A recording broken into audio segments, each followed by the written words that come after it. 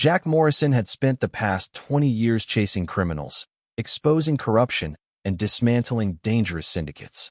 As a senior investigator for the FBI, he had built a career on spotting deception, on knowing when someone was hiding something. But nothing in his years of experience had prepared him for the realization that the biggest lie of all was the one unfolding inside his own home. His wife, Emily, was everything a man like him could ask for. Elegant, intelligent, effortlessly charming. She had a way of making their home feel like a sanctuary, a place untouched by the violence and betrayal he faced every day. After long shifts in the field, he'd come home to the smell of home-cooked meals, the warmth of her embrace, and the quiet reassurance that no matter how dark his work became, he had something real to hold on to. For 8 years, Jack had trusted her without question. And why wouldn't he? She was the kind of woman who knew exactly when to comfort him and when to let him be. The kind who left handwritten notes in his lunch bag and texted reminders to take his vitamins. She laughed at his terrible jokes, remembered how he liked his coffee, and somehow made their suburban life feel effortless. But lately, something was wrong. It started with the little things. Emily had always been a woman of routine. Morning jogs at 6, dinner at 7, curled up with a book by 10. But now, she was different. Some nights, she stayed up late, scrolling on her phone long after she thought he was asleep. Other nights, he woke to find her missing from bed, only to hear soft murmurs of conversation from down the hall. Then came the excuses. When he'd ask about the late-night calls, she'd wave it off with a smile. Just catching up with an old friend. When he caught her quickly locking her phone screen, she'd laugh, calling him paranoid for even noticing. They were small things, insignificant on their own, but together, they painted a picture that didn't sit right with him. And Jack trusted his instincts. The real gut punch came one afternoon when he was reviewing a high-profile case, an ongoing investigation into Vegas Syndicate, one of the most dangerous transnational crime networks in the world. The FBI had been tracking them for years, but lately, something was wrong. Key operations had failed. Informants had disappeared. It was as if someone inside the bureau was leaking their every move. Jack was assigned to root out the mole, but as he combed through classified data breaches, tracing suspicious access points, he stumbled upon something he never expected. The leak wasn't coming from the bureau. It was coming from his own home. He stared at the report in disbelief.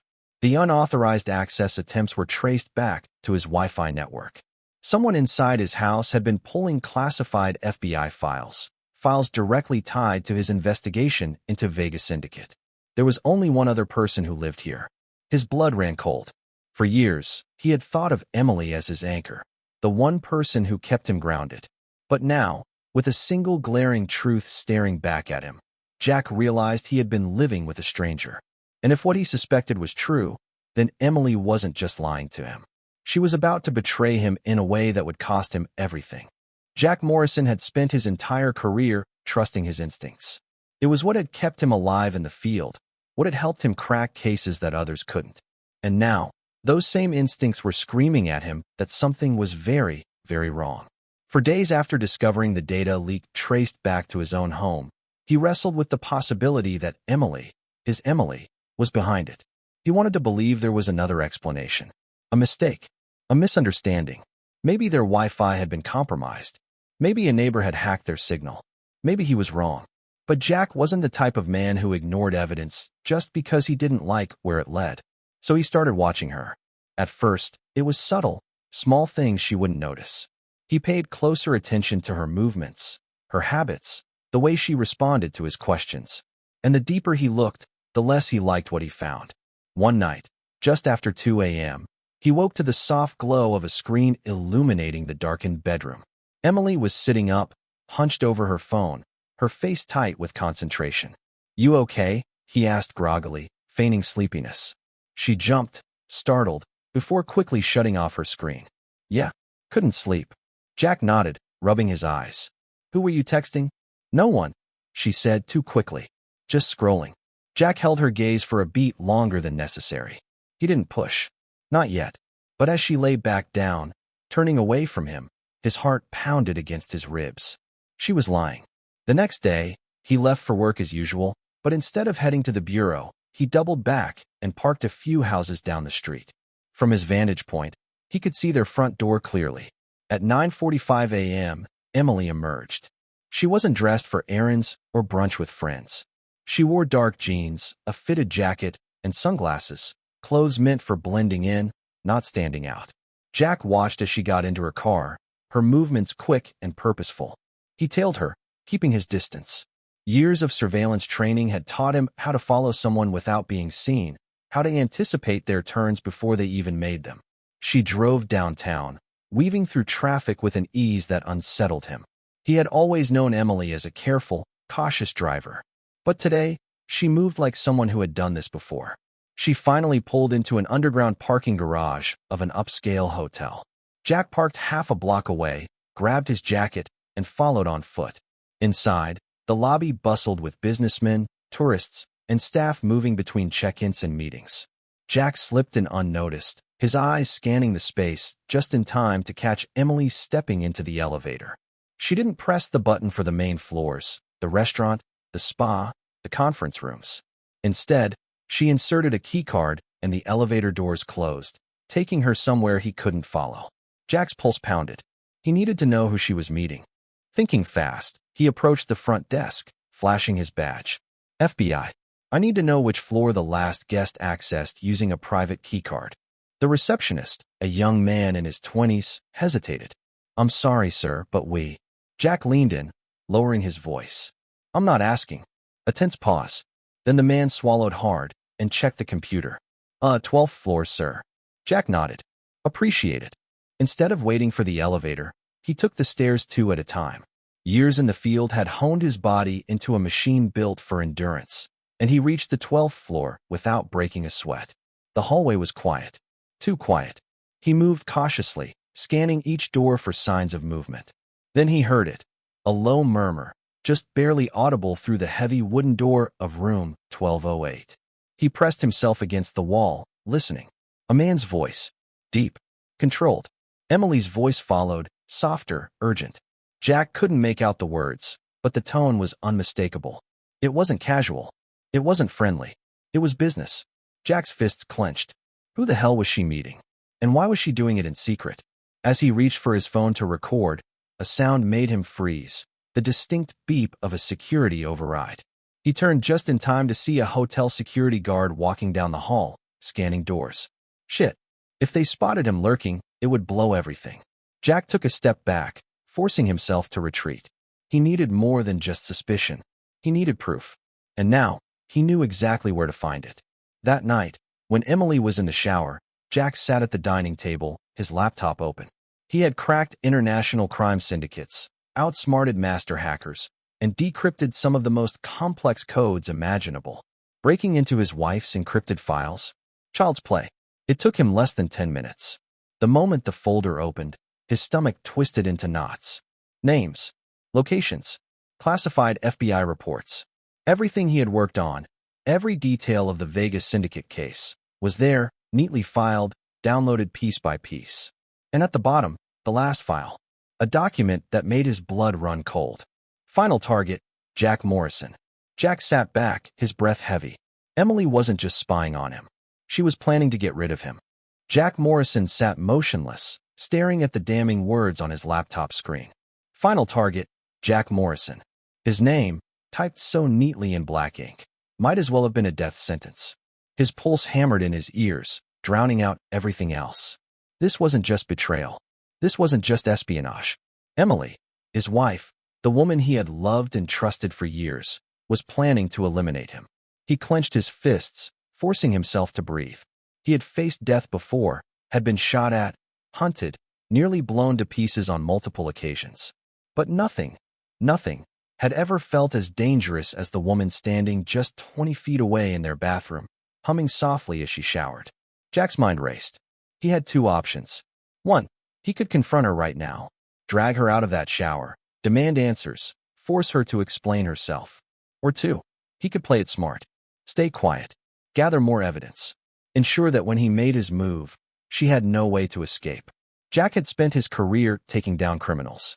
He knew better than to act on emotion. So he snapped his laptop shut, erased all traces of his search, and forced himself to sit back just as the bathroom door swung open. Emily emerged, wrapped in a towel, her damp hair clinging to her shoulders. She flashed him a soft smile. "You okay? You look tired." Jack swallowed the bile rising in his throat. "You have no idea. Long day," he murmured, forcing a smile. "Gonna grab a beer. Want one?" She shook her head. "I think I'll just head to bed early." He nodded, heading for the kitchen, every step measured, every movement controlled. He grabbed a beer from the fridge, but didn't drink it. Instead, he leaned against the counter, gripping the cool bottle like an anchor. Emily had been playing him for years, sleeping next to him, laughing with him, pretending to love him, all while feeding the Vegas syndicate everything they needed to stay ahead of his investigations. And now, she was ready to tie up loose ends. Jack had built his career on uncovering lies, but this one ran so deep it made his skin crawl. How long had she been planning this? When had she decided he was expendable? Was their entire marriage just a cover?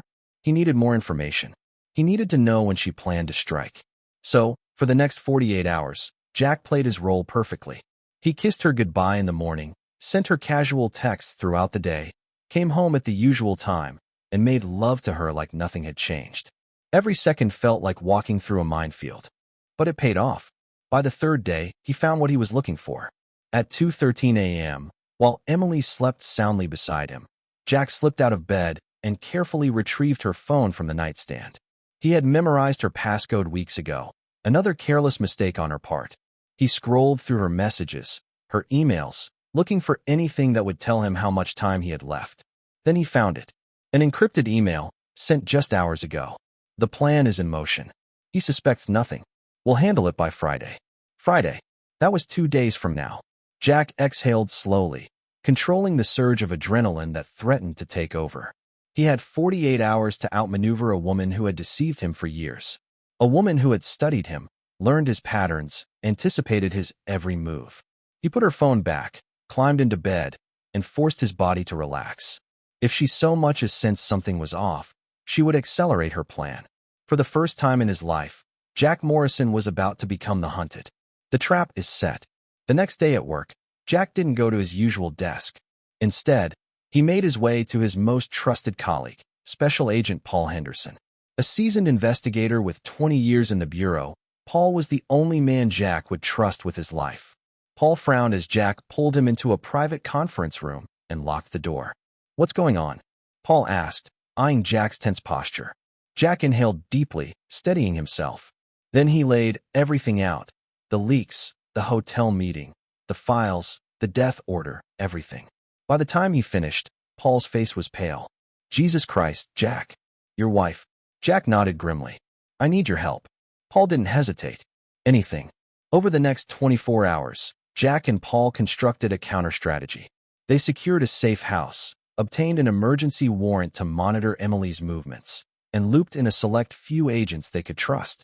By Friday morning, the trap was set. Jack followed his normal routine, leaving for work at the usual time. But instead of heading to the bureau, he doubled back and parked down the street. At precisely 10:22 a.m., Emily left the house. Jack followed her, adrenaline humming in his veins. She didn't drive to a store. She didn't go to brunch. She went to an abandoned warehouse on the outskirts of town. Jack parked a block away, slipping out of his car just as Paul and the backup team arrived. "This is it," Paul murmured. Jack nodded. They moved in silently, weaving through the shadows until they reached a vantage point. Inside the warehouse, Emily stood with 3 men, dangerous men. Jack recognized them instantly. High-ranking members of the Vegas syndicate. And then he heard her say it. "We take him out tonight. No mistakes." Jack's chest tightened. She really was going to kill him. Paul glanced at him. "Ready?" Jack's jaw clenched. "Let's end this." With a single nod, Paul signaled the team. Within seconds, the warehouse doors burst open, agents flooding in, weapons raised. Chaos erupted. Emily's eyes met Jack's, and for the first time, she looked afraid. "Jack!" He didn't let her finish. "Put your hands up, now," he commanded, his voice cold, unyielding. For the first time in years, Emily hesitated. Then, slowly, she raised her hands. It was over. But as Jack looked at the woman he had once loved, his wife, his betrayer, he felt nothing but cold, hollow relief. Jack Morrison sat in the dimly lit safe house, staring at the wall-sized board covered in photos, maps, and timelines. Strings of red thread connected locations, names, and dates, each thread leading to one undeniable truth. Emily had played him. She had played him for years. But now, it was his turn to play her. The warehouse raid had gone as expected. Emily and the 3 Vegas syndicate operatives had been arrested, but Jack knew better than to think it was over. The Vegas syndicate was a beast with many heads, and cutting off one wouldn't kill it. Worse, Emily hadn't said a word since her arrest. No confessions, no bargaining, no pleas. She was waiting. For what? Jack didn't know. But he was about to find out. Jack had spent the past 24 hours working with Paul Henderson and a small, trusted team.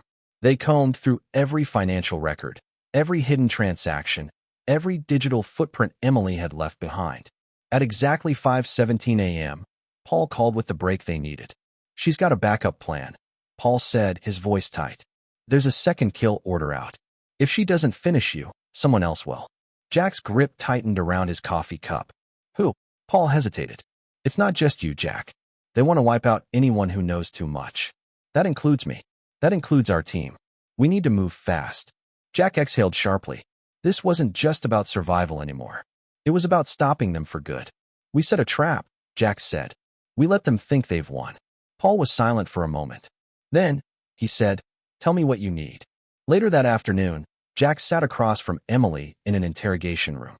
She was dressed in the standard orange jumpsuit, her hands cuffed to the table, but she looked just as composed as ever.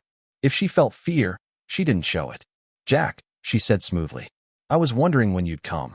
Jack leaned forward, resting his arms on the table. "You're in a lot of trouble, Emily." She tilted her head, a smirk playing on her lips. "Am I?" Jack clenched his jaw. "We know about the backup plan."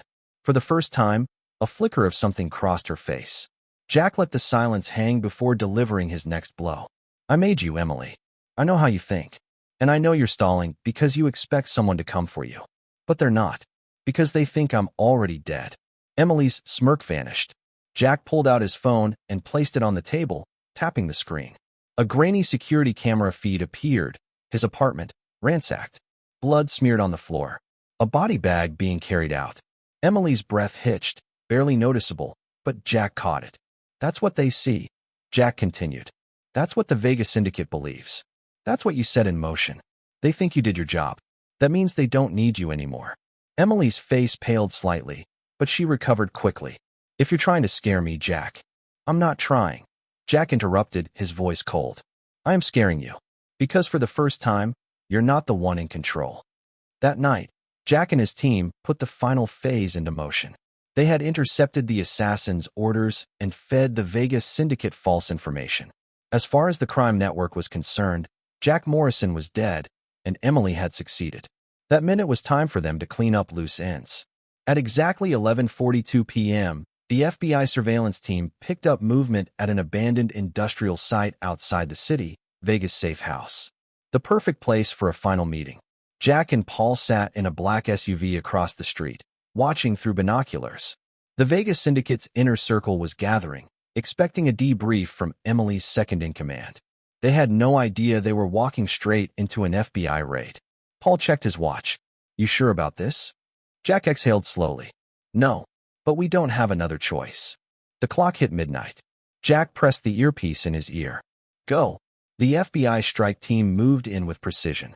Flashbangs detonated, doors were kicked open, and within seconds, the Vegas syndicate's highest-ranking members were surrounded.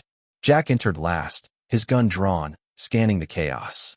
One of the syndicate leaders, a man named Victor DeLuca, locked eyes with him. "You're supposed to be dead," DeLuca growled. Jack smirked. "Guess I'm full of surprises." DeLuca lunged, pulling a concealed weapon, but Jack was faster. A single shot rang out, and DeLuca collapsed, clutching his shoulder. Within minutes, it was over. The syndicate was dismantled. The FBI had everything they needed. And Emily had lost. 2 days later, Jack returned to the interrogation room. Emily sat in the same chair, but this time, she looked different.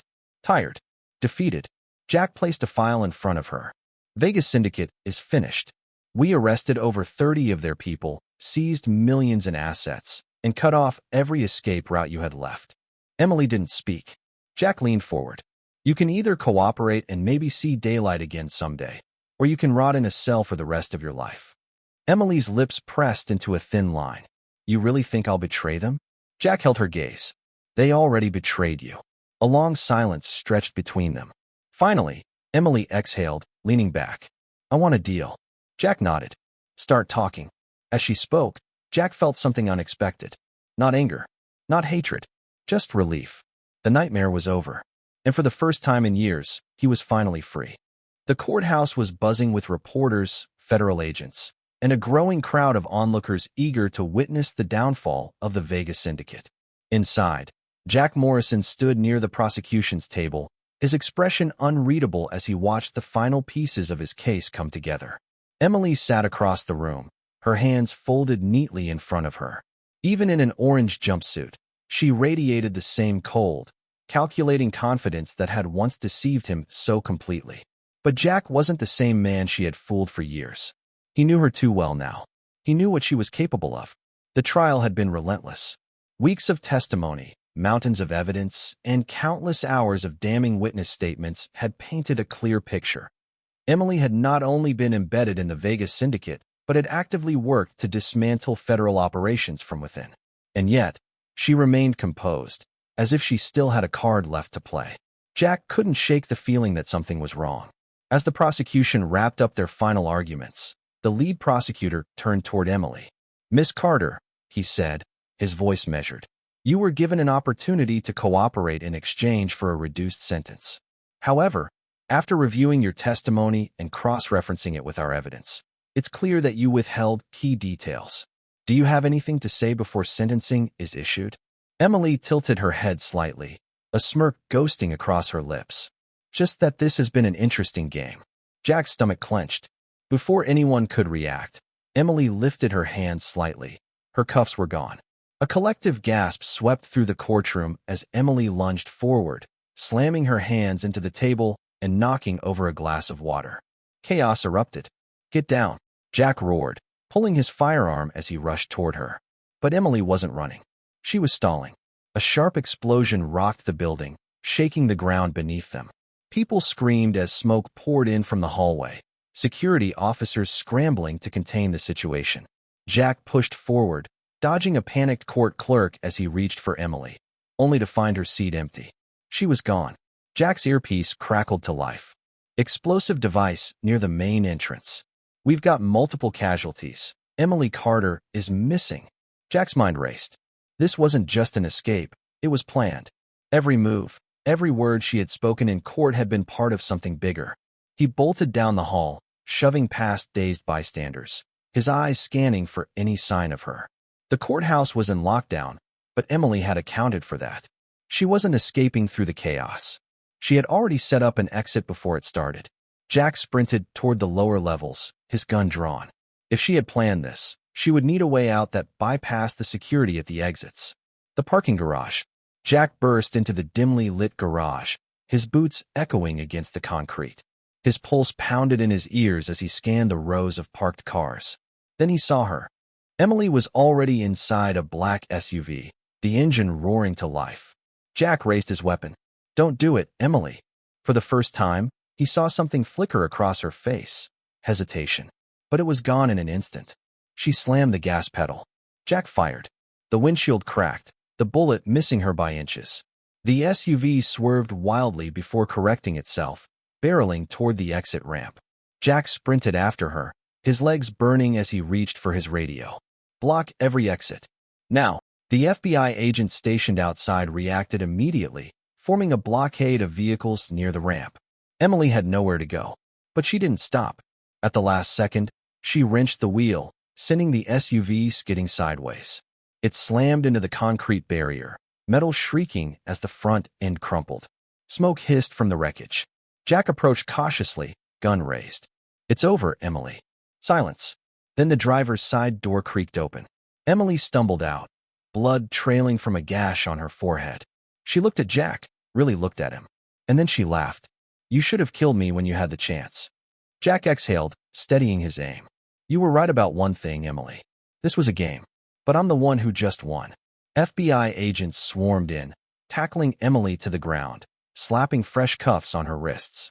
This time, there would be no escape. Hours later, Jack sat in his office, staring at the case file one last time. Emily Carter, his wife, his betrayer, the woman he had once loved, was facing life in a maximum security prison. The Vegas syndicate was in ruins. And yet, as he leaned back in his chair, he felt empty. He had won. But at what cost? Paul knocked on the door. "You did it, man." Jack let out a breath, nodding. "Yeah." Paul hesitated. "So what now?" Jack looked out the window, watching the city move on as if none of this had happened. Now he had to figure out who he was without her. Jack sat alone in his dimly lit apartment, staring at the unopened bottle of whiskey on the kitchen counter. It had been 2 weeks since Emily's trial had ended. 2 weeks since she had been sentenced to life without parole. 2 weeks since he had watched her, shackled and defeated, as the judge delivered the final blow. He should have felt victorious. After all, he had won. The Vegas syndicate was dismantled, their top brass either dead or locked away. The department had called him a hero. The FBI had offered him a promotion. On paper, it was a perfect ending. So why did it feel so damn hollow? Jack exhaled slowly, rubbing his temples. The adrenaline that had carried him through the investigation, the betrayal, the takedown, it was gone now. In its place was an aching emptiness, a silence he couldn't escape. The truth was, he had lost something in all of this. Not Emily. That illusion had shattered the moment he learned the truth about her. No, what he had lost was the certainty that he had once carried, that unshakable belief in his instincts, in the people he let into his life. Emily hadn't just betrayed him. She had made him question everything. A sharp knock at the door pulled him from his thoughts. Jack hesitated, then stood, his movements slow and deliberate. He opened the door to find Paul standing there, a six-pack of beer in one hand, takeout in the other. "Figured you might need some company," Paul said, stepping inside without waiting for an answer. He set the food down on the counter, then glanced at the still-sealed whiskey bottle. "Haven't touched it." Jack shook his head. Paul nodded, cracking open a beer. "Smart." For a while, they ate in silence. Jack didn't mind.